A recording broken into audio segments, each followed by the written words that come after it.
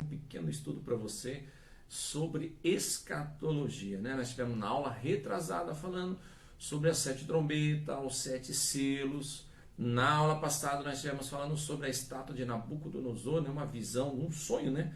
Que o rei Nabucodonosor teve. Depois a gente vai ver mais para frente que Daniel, ele tem um sonho representando 4 animais que vai bater junto com a visão de Nabucodonosor que ele teve da estátua, só que quando ele teve o sonho dos animais, já não era Nabucodonosor, era o seu filho Belsazzar, né? E ele explica a visão e comparando daqueles 4 animais, comparando com a estátua, né? E dizendo o que aconteceria no futuro, mas, como sempre, nem todos davam importância aos homens de Deus, né?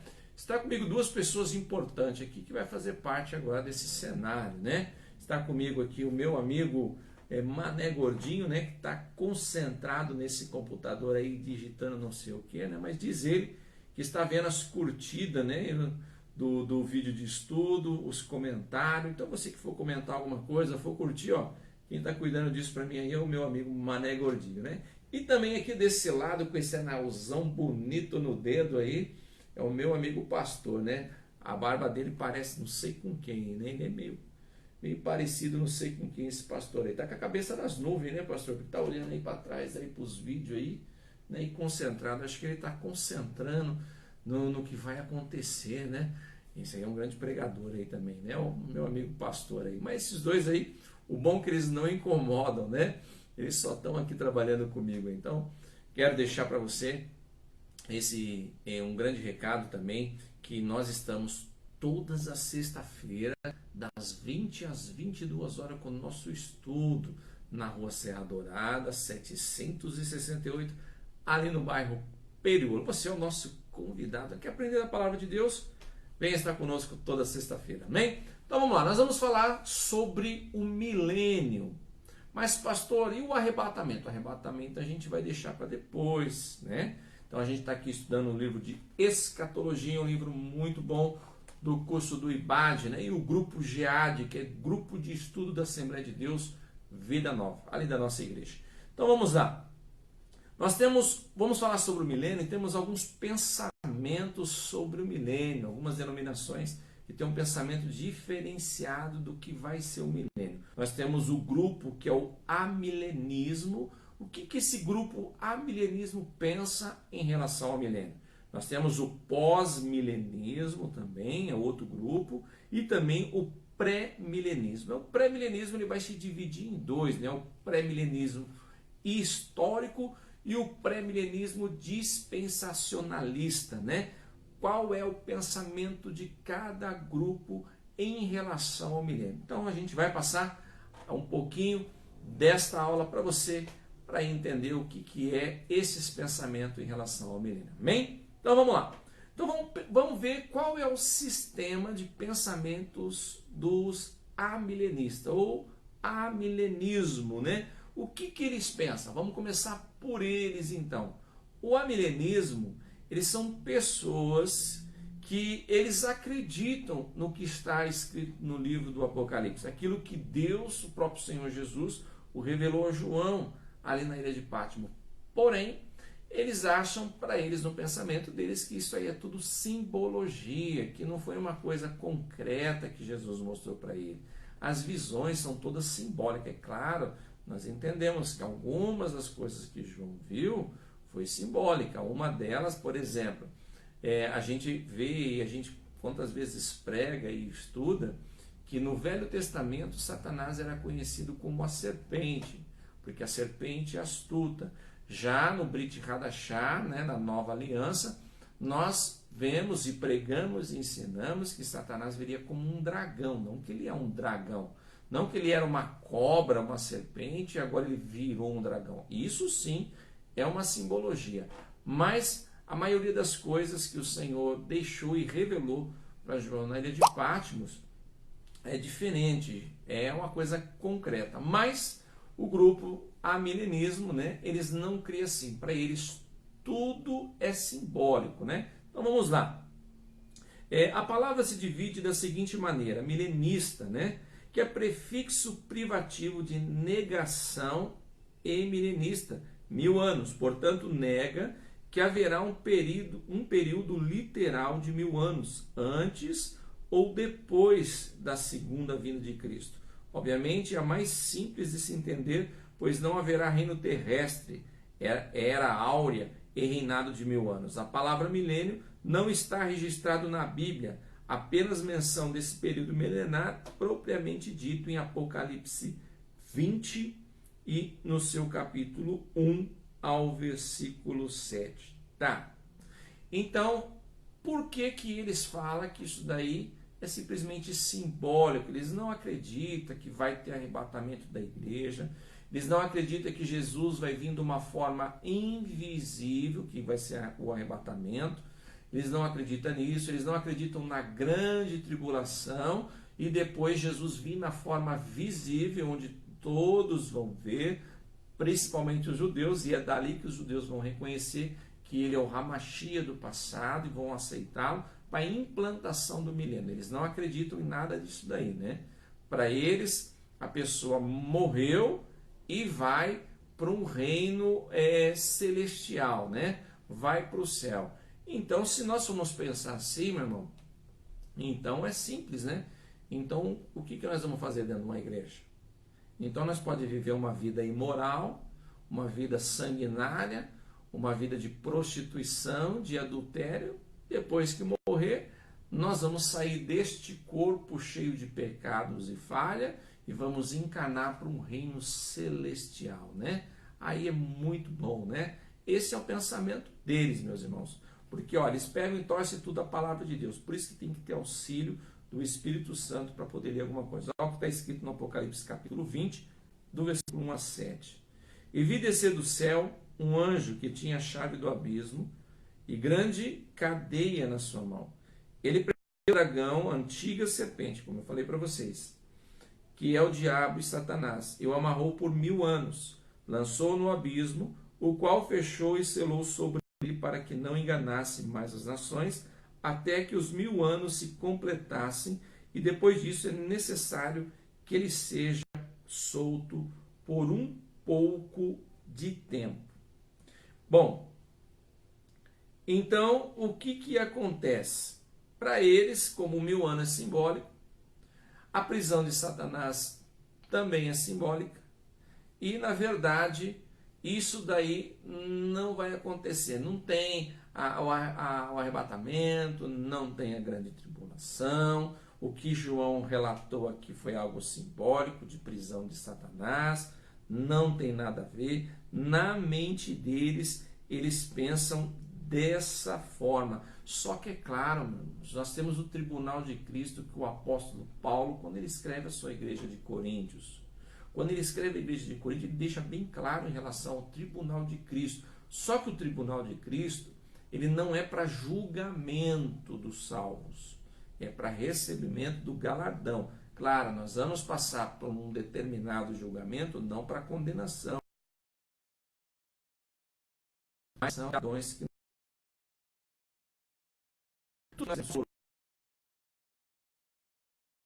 não prova nesse tribunal, né? Então, muitos que fizeram a obra de Deus, mas para se aparecer, receberam o seu galardão aqui. Provavelmente lá só vão ser salvos pela misericórdia. Por isso que fala que alguns vão sofrer detrimento. Detrimento quer dizer perca, né? Então, alguns vão ter percas, né? Vão ser salvos, mas não vão receber seus galardões. Então, às vezes a gente menospreza aquele irmão, aquela irmã que está na igreja, que não dá nada para eles porque eles não cantam, porque eles não pregam, e de repente eles são um dos maiores evangelistas que tem aí. A gente não sabe quantas almas estão ganhando, nem fazendo a obra de Deus no oculto, mas o Senhor está vendo. E esses, quando chegar lá, que for provado, né, a sua obra no fogo, esses aí vão receber galardões, como muitos hoje que pregam e fazem não vão receber, né? Então aqui deixa muito claro, só que eles não acreditam, né? Esse grupo de pessoas, ele não acredita. Aí olha as provas, né? Porque assim, como eles não acreditam nisso daí, a gente vai deixar algumas deixas. Por exemplo, alguns acontecimentos que culminam com o início do período milenar nem sequer ainda aconteceram, como por exemplo a Batalha do Armagedon, quando todas as confederações investiram contra o Senhor Jesus e o seu povo. Então tá, por quê? Porque eles acreditam que nós já estamos vivendo o milênio, a era da igreja. Porque Jesus veio, morreu na cruz e nós estamos vivendo uma era milenar. E morreu daqui e vai para o céu, né? Mas tá, se nós estamos vivendo uma época milenar, e a batalha do Armagedon, que ainda não aconteceu? Porque nós sabemos muito bem, como eu já disse em alguns estudos, o nível do rio Eufrates está baixando cada vez mais. Quando ele secar totalmente, é por ali que o anticristo vai passar. E lá tem um vale chamado Vale de Jezreel, né? Ou Vale de Josafá no passado. Lá tem um monte chamado Armagedon. Por isso que fala Batalha do Armagedon. E é por ali que o anticristo vai passar para cercar Israel e tentar exterminar. E é daí que Jesus vem visivelmente com a igreja, né? Outra, o milênio aponta para um período de paz e justiça, tal qual nunca houve na Terra. Porém, a humanidade nunca passou por esse momento. Pelo contrário, cada dia aumenta mais a violência na Terra. Então tá bom. Então assim, como que nós estamos já vivendo esse 1000 anos, como eles falam, esse grupo de amilenismo, se a gente não está vivendo uma era de paz? Porque o milênio, o próprio Senhor Jesus vai estar governando lá em Israel, onde Israel vai ser capital do mundo, né? E aí vai ser 1000 anos de paz. Se nós estamos vivendo isso, primeiro, cadê Jesus? E segundo, aonde está a paz que eu ainda não vi? Porque nós vivemos em momentos de guerra, de perseguição, de humilhação, de inversão de valores, né? Então, quantas coisas estão acontecendo, atrocidades, né? Então, aonde está essa paz aí? Outra, esse ponto de vista anula as promessas feitas a Israel de que herdariam plenamente a terra prometida e que seriam postos como governantes das nações, pois isso só poderia se cumprir em um período áureo para eles nessa terra. Porém, até hoje, não desfrutaram dessa promessa por completo, desde a destruição de Jerusalém no ano 70, pelo general Tito. Não houve era de ouro para o povo judeu. Pois é, isso é outro item. É como eu já cansei de falar nos estudos. As promessas que os profetas fizeram no passado, a maioria delas é para o povo judeu, não para o povo gentil. Nós estamos vivendo uma era entre as 69 semanas e as 70, porque tem que entrar a última semana que falta da visão de Daniel. Nós estamos vivendo a era da igreja, né? A plenitude dos gentios, como o apóstolo Paulo diz. Então nós estamos vivendo essa plenitude dos gentios. Então, os gentios estão sendo encaixados num tempo, num espaço de tempo, em que é chamado da era da igreja, ou plenitude dos gentios, que logo Jesus vai arrebatar a sua igreja, aí sim vai dar andamento à última semana de Daniel que falta, que é conhecida como a grande tribulação. São 7 anos, dividido 3 anos e meio de falsa paz, e 3 anos e meio que é onde a ira de Deus vai descer e o anticristo vai governar, e vai governar com fúria sobre todos, né? Até a segunda vinda do Senhor. Então, ali, como os amilenismo diz que nós estamos vivendo essa era, sendo que os judeus ainda não estão governando. Porque desde o ano 70, como eu falei, do ano 70 até 1948, Israel ele ficou sem pátria, sem nação. Em 1948, ele se tornou nação novamente, mas ele ainda não é cabeça do mundo. Ele não é cabeça do mundo, né? Então, não é como que eles dizem, né? O principal ponto contra esse argumento está na interpretação de Apocalipse 24. E vi tronos e assentaram-se sobre aqueles quem foi dado o poder de julgar. E vi as almas daqueles que foram degolados pelo testemunho de Jesus e pela palavra de Deus, e que não adoraram a besta nem a sua imagem, e não receberam um sinal na testa nem na mão, e viveram e reinaram com Cristo durante 1000 anos. Então essa passagem deixa claro que antes do julgamento final, como eles dizem, né, haverá um período de tempo em que os justos reinarão nesta terra. Então aqui deixou bem claro que o que vai acontecer, né? Então fala dessas pessoas, tanto desde Abel até o dia do arrebatamento, e também fala de pessoas que vão vir da grande tribulação. Pessoas que negaram, né, a marca que vão implantar nessa época e deram as suas vidas, né, o seu sangue por amor ao Senhor Jesus. E outra passagem bem clara que deixa isso daí é quando Paulo escreve a sua primeira carta à igreja de Tessalônica, no capítulo 4 e o versículo 13 a seguir, que ele fala, não quero que sejais ignorantes, irmãos, acerca dos que já dormem, né? Para que não tenham esperança como os demais e se entristeçam, né? Porque se nós cremos que o nosso Jesus Cristo ressuscitou dos mortos, ele não tornará a trazer os que dormem com ele, porque os que estiverem mortos não procederão os vivos, ou os que estiverem vivos não procederão os mortos, se eu não me engano. Porque o Senhor descerá do céu com alaridos, com voz de arcanjo e a trombeta de Deus, e os que morreram em Cristo ressuscitarão primeiro, depois nós que estivermos vivos seremos arrebatados com o Senhor nos ares. Então, o que Paulo falou aqui então é em vão, é invenção, é mentira. Então a gente tem que tomar muito cuidado com alguns movimentos que já foram criados muitos anos, mas têm influenciado até nos dias de hoje, né? Então, esses são os amilenismos, né? Então, são pessoas que têm essa linha de pensamento em relação ao milênio. Eles crê entre aspas, porque para eles tudo é simbólico e eles levam de uma forma que nós estamos vivendo um milênio aqui na Terra, que é absurdo, e que quando nós partir daqui nós vamos para um reino celestial, né? Que interessante. Aí vem outro pensamento, pós-milenista. Então, o que o grupo de pós-milenista pensam em relação ao milênio? Então, nós vamos entender um pouquinho também. Como o próprio nome indica, significa que Cristo voltará a essa terra após o período milenar. Esse ponto de vista advoga que após a manifestação de Jesus se dará o julgamento dos vivos e dos mortos e em seguida a implantação de um novo sistema na eternidade. Aí, sabe o que eu acho interessante? Que muitos falam de Santo Agostinho, né? Então lá, aqui nesse pensamento pós-milenista, Santo Agostinho ele defendeu uma ideia que levou e enganou muitas pessoas, e eu acho que engana até nos dias de hoje, né? Não tanto como no passado, mas ainda continua influenciando. Santo Agostinho ele disse que quando Jesus morreu na cruz, ele deixou a igreja através dos apóstolos, até aí tudo bem. E a igreja faria o papel de pregar e levar as boas novas, né? Ou a palavra do Senhor. Até aí tudo bem.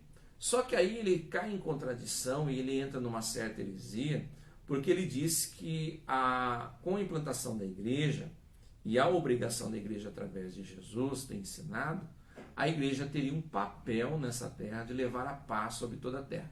Nessa parte, tudo bem. Só que ele diz que a igreja levaria essa paz e as pessoas iam aceitando Cristo, as pessoas iam se convertendo e com isso daí o mundo entraria numa certa paz, o mundo entraria numa certa harmonia, a igreja ia fazer esse papel importante, ele ia convertendo as pessoas ano após ano, até chegar aquele momento de perfeição.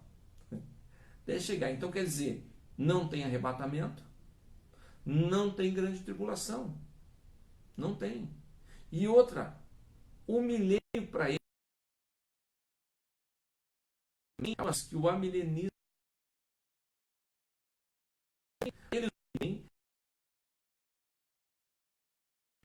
para eles é simbólico o milênio. Então o que é interessante nisso daí? Então eles descartam o arrebatamento, descartam a grande tribulação e descartam o milênio. Aí, como eles são pós-milenismo, o que eles defendem?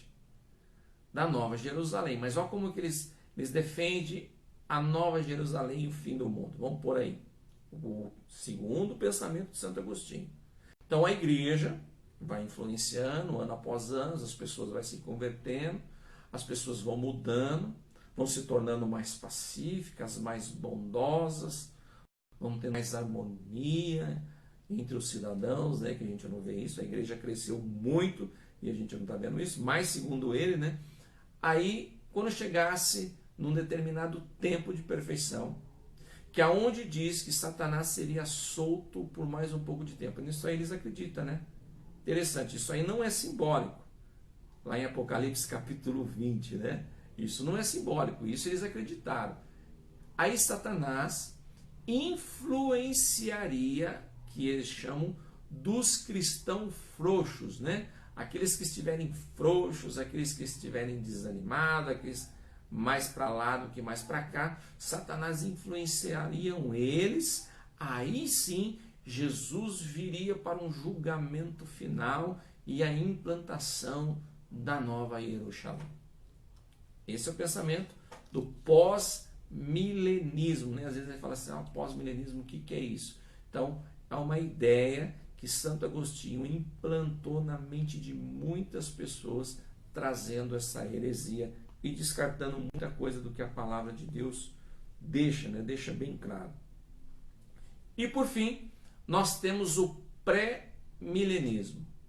Nós somos pré-milenismo, porque o pré-milenismo ele defende que Jesus vai vir de uma forma invisível arrebatar os seus, arrebatar a noiva, a igreja. Enquanto tem 7 anos de júbilo no céu, aqui terá 7 anos de grande tribulação, 3 anos e meio de falsa paz e 3 anos e meio que o anticristo vai quebrar aliança com Israel e vai começar a perseguição e também a ira de Deus sobre os homens. Então até aí é o que nós defendemos, né? Nós defendemos essa ideia. Aí Jesus vem de uma forma visível, né? Quando o anticristo cercar Israel para exterminar, então o Senhor vem de uma forma visível, onde todos vão ver, e ali ele vai mostrar, ele vai jogar a besta, né? O falso profeta, e o anticristo no lago de fogo, é onde eles vão estear o lago de fogo, e Satanás será preso 1000 anos, sem incomodar a humanidade, né? Aí Jesus vai mostrar as marcas na mão, ferida nas costas, e os judeus vão ver que o Ramachias que eles estavam aguardando, né, o ungido, o Messias, é o Messias que eles mataram no passado. Vão aceitar o Senhor, vão reconhecer ele como ungido, e nesse momento então entra a implantação do milênio. É o que nós acreditamos. Só que aí o pré-milenismo, ele se divide em duas categorias. Ele se divide na categoria histórica, que não vou comentar agora, e a dispensacionalista, né? Então, ele se divide em dois argumentos. Bom, nós defendemos o pré-milenismo histórico, que é o que eu acabei de falar para vocês agora: arrebatamento, grande tribulação, tribunal de Cristo, 7 anos de júbilo, né, a prisão de Satanás por 1000 anos, a implantação do milênio. Então nós defendemos isso, pré-milenismo histórico. Nós acreditamos que muitas coisas no livro de Apocalipse são simbologias e muitas coisas que tem ali realmente é o que vai acontecendo, não é simbólico. Agora, o que é pré-milenismo dispensacionalista? Sendo que ele vem da mesma raiz do pré-milenismo que nós acreditamos. Então vamos lá.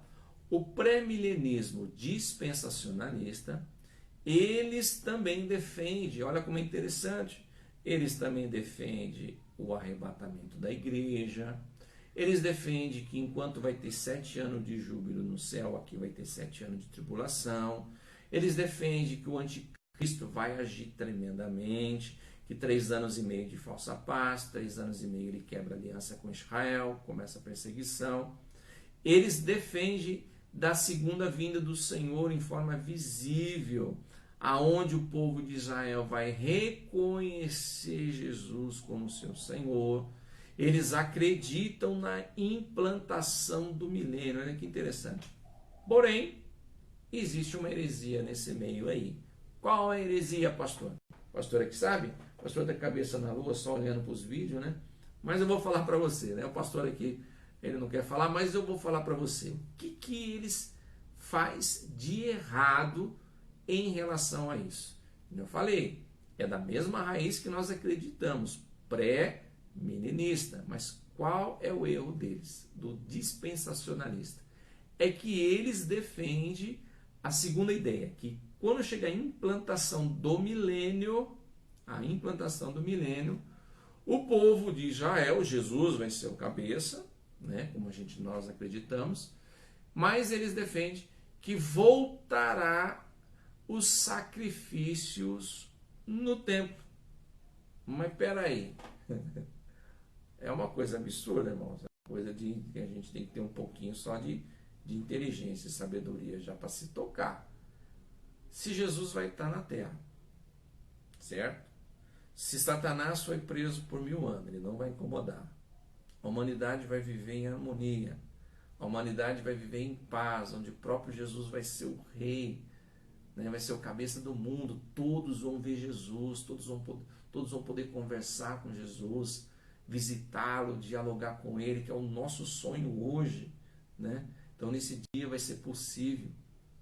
Para que vai voltar a fazer sacrifício, sendo que lá no livro de Vaikra e no livro de Bemidbar e o livro de Shemote, que a gente vê que onde Deus falou com Moisés também lá na saída do povo do Egito, aonde o Senhor encaminhou o povo para fazer sacrifícios por causa do pecado, né? Então cada animal que era sacrificado era pelo pecado do povo, para lavar e purificar o pecado do povo. Jesus Cristo, ele acabou com o sacrifício no Brit Hadashah, na nova aliança, onde ele se fez Cordeiro de Deus, se sacrificou por toda a humanidade. Agora ele é o cabeça e vive no meio de nós. Que pecado? Por que nós vamos ter que fazer sacrifício? Sacrifício do quê? Para que vai ter sacrifício se Jesus vai estar ali, gente? Se Satanás vai estar preso por 1000 anos, sacrifício aonde? Para que vai precisar fazer sacrifício em templo? Pelo que eu entendo, que eu li a palavra do Senhor, nós vamos estar indo para Israel, lá visitar Jesus, uma comunhão com Jesus no milênio. Isso sim, mas sacrifício não. Então, essa é a heresia que os pré-milenistas, dispensacionalistas defendem. Porque se eu acredito que precisa fazer sacrifício no milênio, então eu duvido da autoridade de Jesus Cristo. Então eu não posso duvidar da autoridade do meu Senhor Jesus Cristo. Então eu não defendo essa ideia.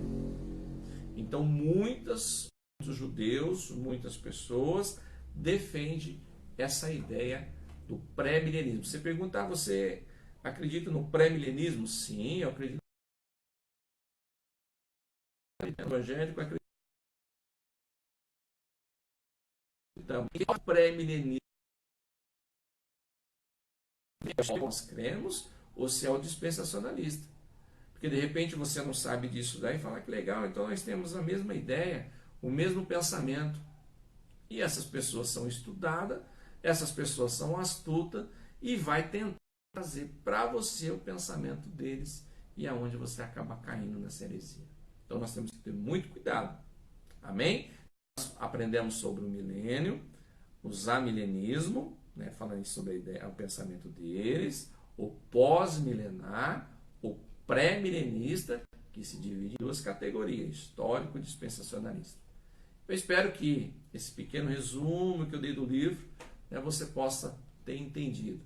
É como eu disse para você, não dá para me fazer explicar e esmiuçar, porque a gente usa slides e também o vídeo ficaria muito longo para você estar assistindo aí. Né? E aí a gente tem que ver o meu amigo aqui, que já está cansando de digitar aí no seu computadorzinho. Né? Mas, se você quiser aprender um pouquinho mais, se aprofundar na palavra de Deus, nós estamos ali na rua Serra Dourada, 768, ali no bairro Periolo. A nossa igreja, que é a nossa, é de Cristo, né? É a Assembleia de Deus Vida Nova, né? Então venha lá comparecer conosco, aprender mais uma porção da palavra de Deus, e eu tenho certeza que você pode trazer novidades para nós. Como eu sempre digo, eu não sou sabe tudo, né? E de repente você tem um pensamento, você tem um ponto de vista que eu não vi e pode nos ajudar com o seu ponto de vista ali na nossa aula. Amém? Então Deus abençoe, né? Um shalom Adonai, shalom Adonai Lehor Tonir, né? Um paz do Senhor a todos no Face. Quero agradecer ao meu amigo aqui, o Mané Gordinho, que está aí na sua digitando. digitando, né? Não deixa de curtir e deixar o seu comentário para deixar o nosso amigo aqui contente e também agradecer o nosso pastor aqui, né? Gostei da sua barba, pastor. Deus abençoe. Você ainda dá cabeça na lua, né? Mas é um homem de Deus, né? Então deixa aí o seu curtir, Deus abençoe. Fique com Deus. E o Shalom Adonai Levotonei. Paz do Senhor a todos do Face. Amém? Um pequeno estudo para você sobre escatologia, né? Nós tivemos na aula retrasada falando sobre as 7 trombetas, os 7 selos. Na aula passada nós estivemos falando sobre a estátua de Nabucodonosor, né? Uma visão, um sonho, né? Que o rei Nabucodonosor teve. Depois a gente vai ver mais para frente que Daniel, ele tem um sonho representando 4 animais que vai bater junto com a visão de Nabucodonosor.